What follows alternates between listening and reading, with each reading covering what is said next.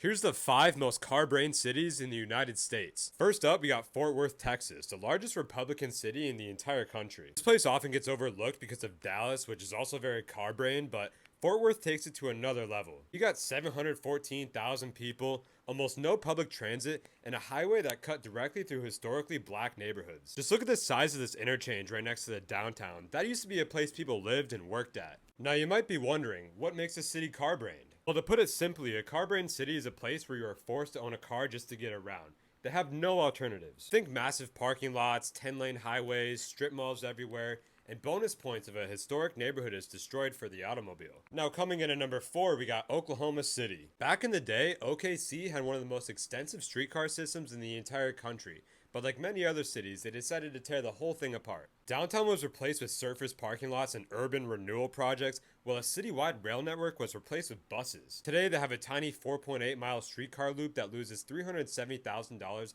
every single month it operates. The rest of the city is just sprawl for the most part, but they have a few somewhat decent areas. And that brings us to our third spot, which is Orlando, Florida. Only 3% of Orlando residents either walk, bike, or take public transit to work. But it's like, why would you even want to do that? The entire city is basically just one highway interchange surrounded by strip malls, stroads, and parking lots. International Drive, one of the most visited corridors in the entire country, is just a 10-lane strode with no safe way to cross it on foot. But the funny thing to me is that Disney World, which sits just outside the city, has the 10th busiest transit agency in the entire United States. So a theme park has a more functional transit system than the city it's in.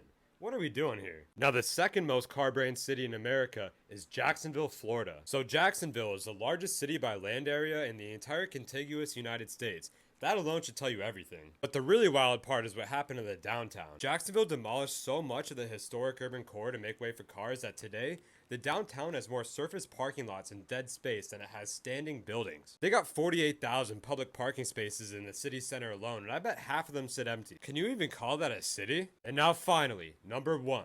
Houston, Texas. Yes, they do have the highest walk score on this list, but don't let that number fool you. Houston is the only major American city with absolutely no zoning laws. That means there's nothing stopping a parking lot, a strip mall, a highway, or even an industrial facility from sitting right next to a neighborhood. The highway construction here displaced 40,000 people in Harris County between 1950 and 1980. Freedmanstown, one of the most historically significant black communities in the entire country, was sliced in half by Interstate 45, with 33% of its buildings being demolished. This is a city so car-brained that it destroyed its own history for the automobile, which, to be fair, a lot of other cities have done that. Now, if your city didn't make this list and you believe it should, let me know why down in the comments, because there's a lot of contenders, but that's it for today. Thank you guys so much for watching.